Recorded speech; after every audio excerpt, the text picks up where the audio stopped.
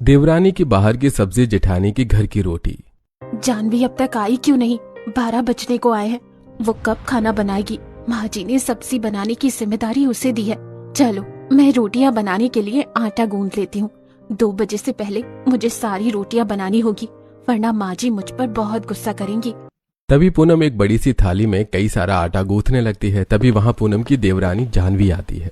जेठानी जी, आप इतनी जल्दी क्यों रोटियां बनाने बैठ गई? दोपहर के खाने में तो अभी समय है ना?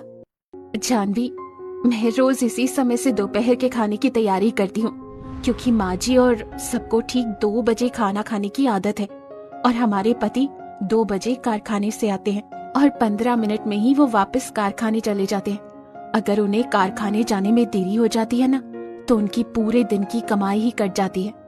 पता है मुझे जेठानी जी, रात में इन्होंने बताया था मुझे सब। पर खाना बनाने में कौन सा समय लगता है? 30 मिनट में ही मैं सारी सब्जियां बनाकर तैयार कर दूंगी।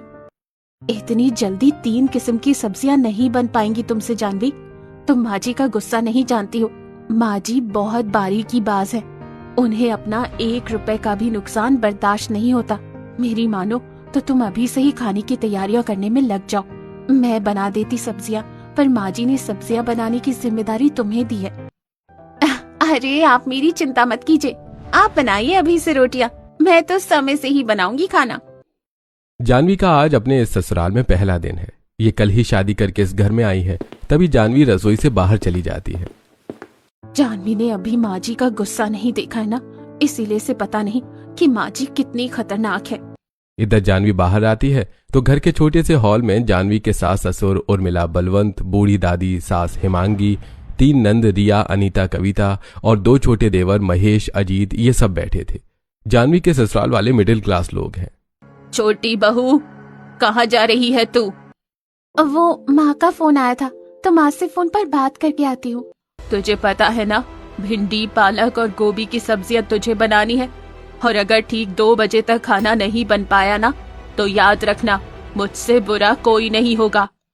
हाँ माँ जी, मैं 2 बजे तक खाना बना दूंगी। जानवी अपने कमरे में चली जाती है। उर्मिला गुस्से की बड़ी तेज और बारीकी बाज थी। 1 घंटे बाद 1 बजने को आया था।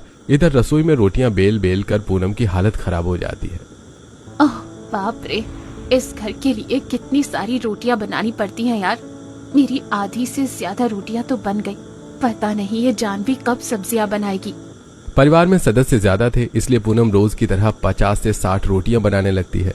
थोड़े समय बाद जानवी रसोई में आती है और अपनी पहली रसोई में सास के कहने पर भिंडी, पालक और गोभी की सब्जी बनाने लगती है। थोड़े समय बाद मेरी रोटियां तो बन गई हैं, मैं छत पर जाकर कपड़े ले आती हूँ।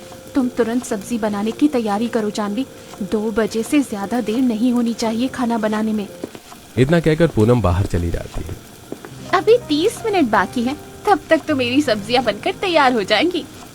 जानवी रसोई में खड़ी थी और सामने 2 बर्तन में पालक, गोभी की सब्जियां पक रही थी और जानवी भिंडी काट रही थी। यहाँ तो हैंड कटर भी नहीं है, वरना भिंडी काटने में इतना समय नहीं लगता मुझे। जानवी बड़ी आलसी थी। थोड़े समय बाद पूनम, जानवी के पति रोहन, अभय घर आते हैं।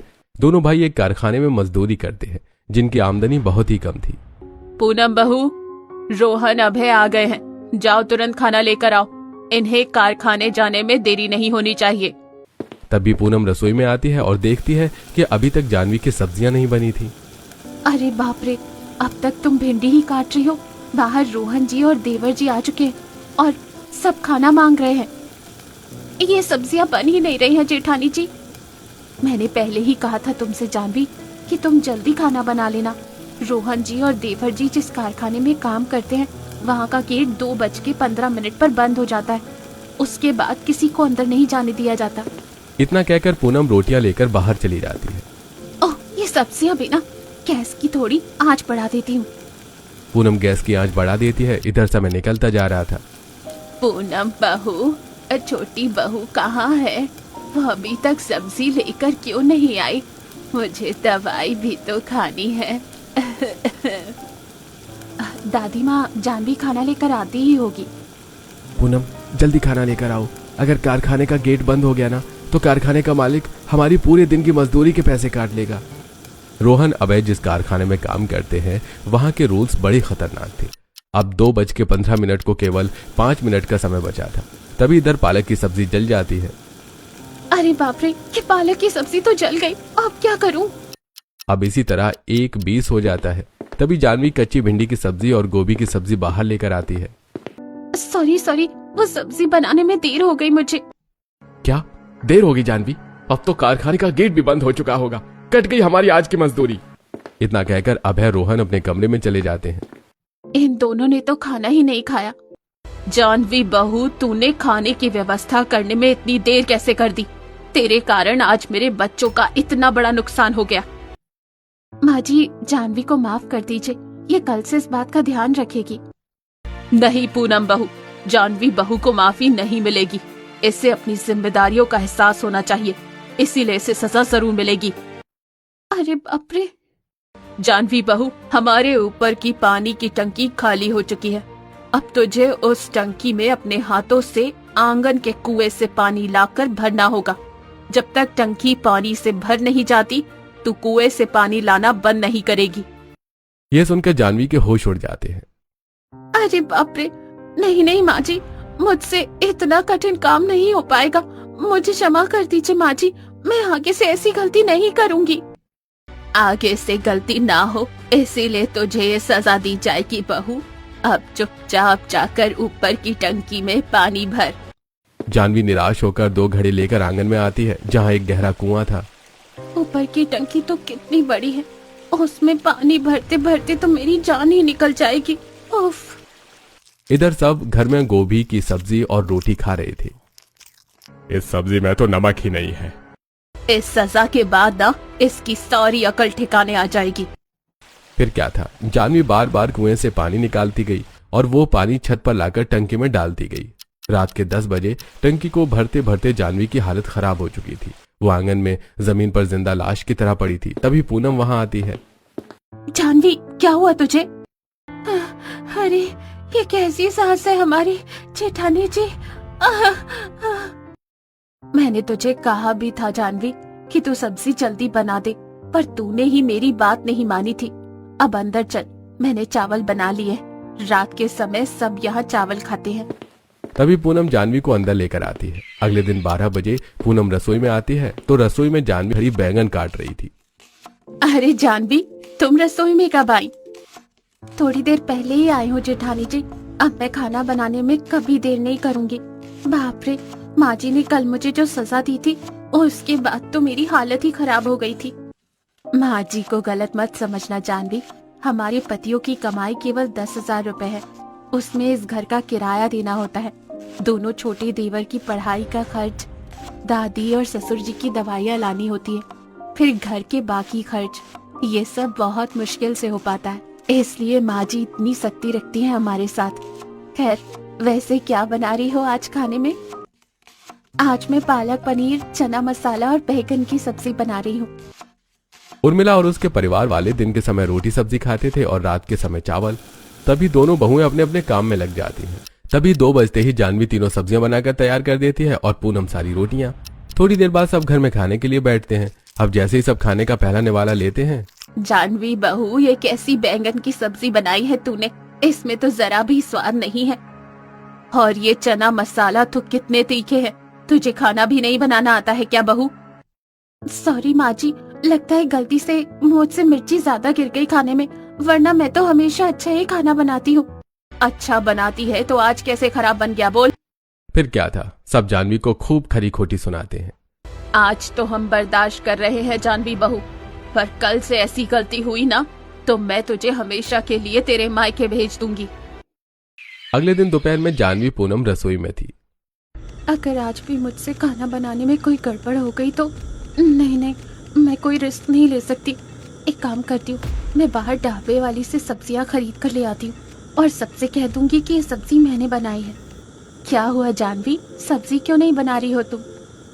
जेठानी जी, मुझे अपनी माँ को एक जरूरी बात बताना है, तो मैं उनसे फोन पर बात करके आती हूँ। जानवी रसोई से बाहर आती है तो बाहर कोई नहीं था। अच्छा हुआ यहाँ कोई नहीं है, हमारे पड़ोस में ही शामू ढाबे वाला है, मैं उससे ही सब्जियाँ लेकर आती हूँ। जानवी घर से बाहर आती है। सामने एक श्यामू नाम के आदमी का बड़ा सा ढाबा था। तभी जानवी ढाबे के पास आती है। अरे मेरे पास तो पैसे ही नहीं है, अब मैं सब्जियां कैसे लूंगी? वैसे सब्जियां तो मुझे रोज ही लेनी है, तो क्यों ना मैं इस ढाबे वाले के पास अपना खाता ही लगा लूं। महीना पूरा होने के बाद वैसे एक साथ पैसे दे दिया करूंगी। तभी जानवी शामू के ढाबे पर आती है। शामू अपने ढाबे पर कई तरह की सब्जियां बनाता है। तभी जानवी उसे सारी बात बताती है। अरे कोई बात नहीं बहू रानी, तो महीना पूरा होने के बाद मुझे पैसे दे देना। बताइए कौन सी सब्जियां चाहिए आपको? मुझे भिंडी की सब्जी, आलू बैगन का भरता और दाल दे दीजिए। तभी शामू जानवी को तीनों सब्जियां पैक करके दे देता है और जानवी उन्हें लेकर घर की रसोई की खिड़की के बाहर आती है और अंदर देखती है तो अंदर पूनम नहीं थी। अच्छा हुआ जेठानी जी रसोई में नहीं है, रसोई की खिड़की से ही अंदर चली जाती हूँ। अब जानवी रसोई की खिड़की से अंदर आती सीढ़ियां लगाकर और जानवी सारी सब्जियां बर्तन में रखकर उन बर्तनों को गैस चूल्हे पर गर्म करने के लिए रख देती है। थोड़े समय बाद पूनम रसोई में आती है। अरे जानवी तुम यहाँ हो और मैं तुम्हें पूरे घर में ढूंढ रही थी। तुम कब बनाओगी सब्जी? 15 मिनट में हमारे पति आते ही होंगे। जेठानी जी जरा यहाँ तो देखिए, मेरी सब्जियाँ तैयार ही हैं। खाने को देखकर पूनम के होश उड़ जाते हैं। अरे तुमने इतनी जल्दी तीनों सब्जियाँ कैसे बना ली? अब से मैं इतनी ही स्पीड में खाना बनाया करूंगी जेठानी जी। जानवी सब्जियां लेकर बाहर चली जाती है। आज तो कमाल ही हो गया। थोड़े समय बाद सब घर में बैठे खाना खा रहे थे। इस बार सबको खाने का स्वाद बहुत अच्छा लगता है। दाल तो बहुत ही स्वादिष्ट बनाई है तुमने जानवी। ऐसे मसालेदार स्वादिष्ट दाल तो मैंने आज तक नहीं खाई। वाह बहू, आज सच में तूने बहुत ही स्वादिष्ट खाना बनाया है। अब रोज ऐसे ही बढ़िया सब्जी बनाया कर। माँ जी मैं सब्जियाँ हमेशा अच्छी बनाती हूँ, बस पिछली बार घबराहट में मुझसे गलती हो गई थी। कोई बात नहीं बहू, कभी कभी हो जाता है। सब खाने की बड़ी तारीफ करने लगते हैं। थोड़े समय बाद दोनों बहुएं रसोई में जाती हैं। चलो अच्छा हुआ कि आज तुमने सबसे अच्छी बनाई। अब से तुम रोज ऐसी ही स्वादिष्ट सब्जियां बनाना जानवी।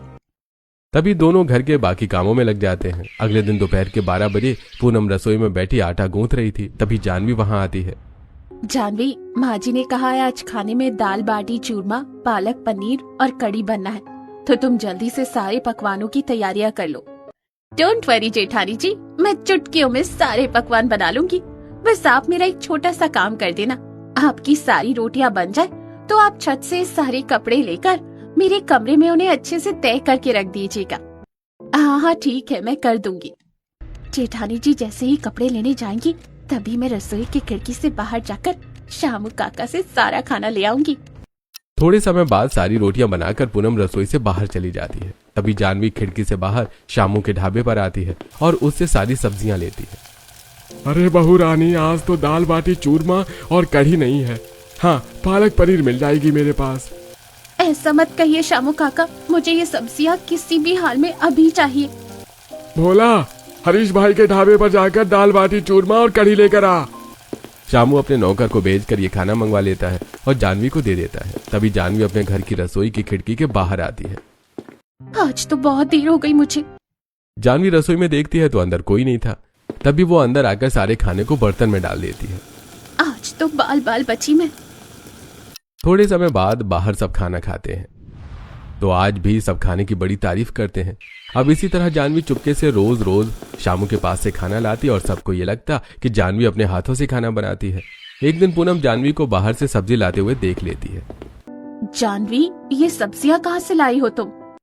लगता है अब जेठानी जी को सच्चाई बतानी ही होगी। तभी जानवी पूनम को सारी बात विस्तार से बताती है कि वो रोज शामू ढाबे वाले के पास से सब्जी लेकर आती है। ये सब सुनकर पूनम के होश उड़ जाते हैं। क्या तुम पागल हो गई हो क्या जानवी? अगर माँ जी को पता चल गया ना तो वो तुम्हें जान से मार देंगी। जेठानी जी प्लीज आप किसी को कुछ मत बताना, ये सब मैं बहुत मजबूरी में कर रही हूँ। पर तुम खाने के लिए पैसे कहाँ से ला रही हो? हमारे पतियों के पास तो पैसे ही नहीं रहते। मैं उन्हें 1 महीने बाद दे दूंगी जेठानी जी पैसे। अभी मैं शामू काका से खाना उधार लेकर आ रही हूँ। आप किसी को मत बताना प्लीज। मैं रोटियां बनाने में भी आपकी सहायता कर दिया करूंगी। ठीक है जानवी, तू जो भी कर रही है वो सोच समझ कर करना बहन, क्योंकि माँ जी को तू जानती नहीं है। फिर क्या था, पूनम भी जानवी का साथ देने लगती है। अब इसी तरह दिन प्रतिदिन बीतने लगे। एक शाम उर्मिला शामू ढाबे वाले के ढाबे के पास से गुजर रही थी। तभी शामू उसके पास आता है। अरे उर्मिला बहन, कैसी हो? और बताइए, मेरे ढाबे के खाने में कोई कमी तो नहीं है ना? आपको मेरे ढाबे का खाना अच्छा तो लगता है ना? पर मैंने तो आपके ढाबे का खाना कभी खाया ही नहीं, तो मैं कैसे बता सकती हूँ कि आपके ढाबे का खाना कैसा है। अरे क्यों झूठ बोल रही हो उर्मिला बहन? आपकी बहू तो रोज दोपहर में मुझसे 3 किस्म की सब्जियां लेकर जाती है। मेरी बहू कौन सी और कब ले जाती है? उस बहू का नाम तो मुझे नहीं पता, पर हाँ, वो रोज दोपहर के 2 बजे के आसपास आती है। घर में सब्जी बनाना तो जानवी बहू का काम है। इसका मतलब जानवी बहू अपने हाथों से खाना नहीं बनाती थी। जानवी बहू, आज तो तू गई, अब मैं तुझे रंगे हाथों ही पकड़ूंगी। अगले दिन दोपहर में उर्मिला शामू के ढाबे पर आकर छुप जाती है। इधर जानवी और पूनम रसोई में थे। जेठानी जी, मेरे सर में बहुत दर्द हो रहा है।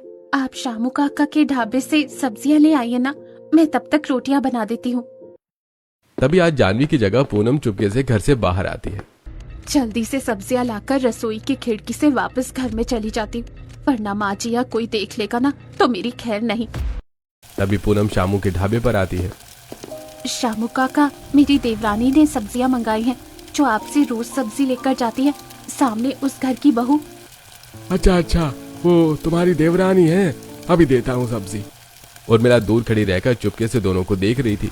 उसे पूनम शामू की बातें सुनाई नहीं दे रही थी। ये तो पूनम बहू है, ये तो केवल रोटियां बनाती है ना, ये क्यों सब्जी लेकर जाती है? तभी पूनम जैसे ही सब्जियां लेकर ढाबे के बाहर आती है, तभी उर्मिला वहां आकर उसे पकड़ लेती है। अच्छा, तो तू शामू भाई से रोज सब्जियां लेकर आती है और वही सब्जियां हम सबको खिला देती है। माँ जी आप, मैंने तुझे रोटियां बनाने का काम सौंपा था ना, फिर तू क्यों शामू भाई से रोज सब्जियां उधार लेकर आ रही थी? माँ जी, मैं नहीं, वो जानवी शामू काका के पास से सब्जियां लेकर आती है, मैं तो बस रोटियां ही बनाती हूँ। अच्छा, आज तो मैं जानवी बहू को छोड़ूंगी नहीं। तभी उर्मिला पूनम के साथ घर आती है और चीख कर पूरे घर को सिर पर उठा लेती है। तभी जानवी बाहर आती है तो उसके दोनों हाथ आटे में सने हुए थे। क्या हुआ माँ जी? तभी उर्मिला उसे सारी बात बताती है। अरे बाप रे, मैं तो बुरी तरह से फंस गई, अब क्या करूं? जवाब दे जानवी बहू। माँ जी, जेठानी जी झूठ बोल रही है, ढाबे से रोज सब्जियां मैं नहीं, ये लेकर आती थी। ये क्या बोल रही हो जानवी तुम? जब 2 बार मुझसे खाना खराब बना तो मैंने रोटियां बनाने की जिम्मेदारी ले ली थी और जेठानी जी ने सब्जियां बनाने की। मैंने इन्हें कहा भी था कि जेठानी जी आप ढाबे से खाना मत लेकर आइए, पर इन्होंने मेरी एक ना सुनी। यह सुनकर पूनम के होश उड़ जाते हैं। जानवी तो बस पूनम बहू, झूठ की भी कोई हद होती है। चल इसी समय अपने मायके जा और आज के बाद इस घर में कदम मत रखना तू। फिर क्या था, उर्मिला पूनम को धक्के मारकर अपने घर से बाहर निकाल देती है और पूनम रोते रोते अपने मायके चली जाती है। ये तूने अच्छा नहीं किया जानवी, ये तूने अच्छा नहीं किया। अच्छा हुआ मैंने चालाकी से जेठानी जी को ही फंसा दिया, वरना आज मैं अपने मायके में होती। अगले दिन उर्मिला जानवी को खाना बनाने के लिए कहती है। तभी जानवी रसोई में आती है। अब क्या करूं? ढाबे वाला तो मुझे अब सब्जियां देगा नहीं, क्योंकि माँ जी ने उन्हें साफ मना कर दिया कि हमारे परिवार के किसी भी सदस्य को कोई खाना नहीं देना। अब इतनी सारी रोटियां और सब्जियां मुझे अकेले ही बनानी पड़ेंगी। फिर क्या था, जानवी कई सारा आटा गूंथने लगती है। अब आटा गूंथ कर जानवी की हालत खराब हो जाती है।